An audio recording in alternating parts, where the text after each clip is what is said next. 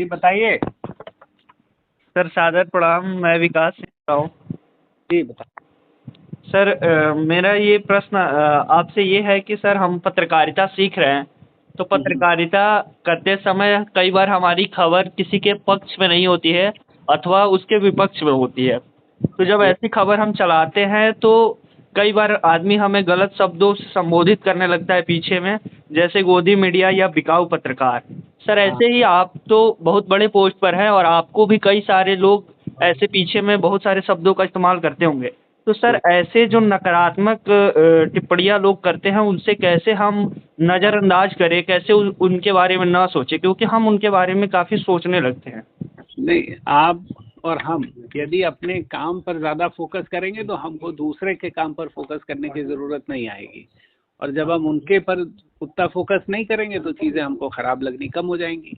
सबसे इम्पोर्टेंट ये है कि हमारा कॉन्शियंस कितना क्लियर है, हम स्वयं के प्रति कितने ईमानदार हैं, और दूसरी चीज़ हम अपने काम में कितना संलिप्त हैं। यदि दो चीज़ें हमारी ठीक होंगी तो हमको ये बॉदरेशन नहीं होगा कि किसने क्या कहा और किसने क्या किया और हमको क्या करना चाहिए। सर धन्यवाद सर। सर दूसरा प्रश्न ये है कि सर वर्तमान समय में पत्रकारिता के महत्व को देखते हुए क्या हम लखनऊ विश्वविद्यालय में भी स्नातक स्तर पर जैसे bachelor in journalism and mass communication जैसे कोर्स को देख सकते हैं क्या?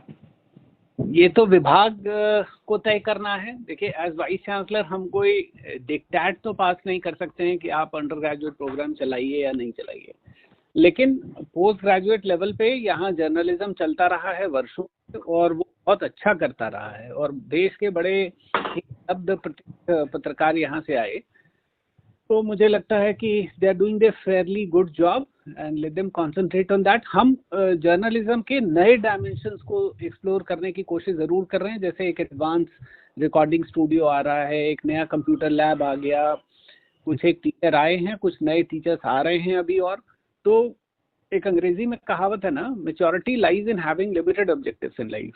और यूनिवर्सिटी लेवल पे सिर्फ क्लासरूम टीचिंग और क्लास फीडिंग ही इम्पोर्टेंट नहीं है, थोड़ा रिसर्च बेस्ड नयापन कुछ, क्योंकि यूनिवर्सल नॉलेज क्रिएशन की ये जगह है।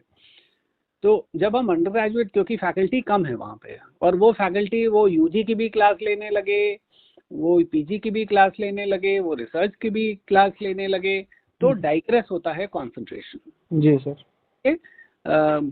अब खैर ये तो विभाग को तय करना है कि उसको यूजी लेवल पे कोई प्रोग्राम शुरू करना है या नहीं। जी सर।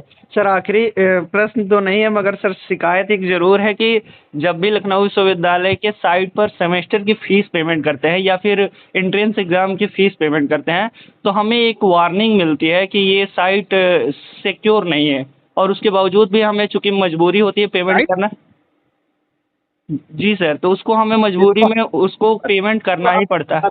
अभी आपको वैसे इसमें एक अंतर मिलेगा। अभी तक सिर्फ HDFC के गेटवे के थ्रू ही पेमेंट होता था, अभी 4 ऑप्शन दे दिए गए। इसमें state bank of India, union bank of India, और HDFC बैंक और ICICI बैंक। लेकिन फिर भी जो इशू आपने बताया है ये पहली बार मेरे संज्ञान में है, तो मैं इसको जरूर लिखवाता हूँ। बहुत बहुत धन्यवाद सर।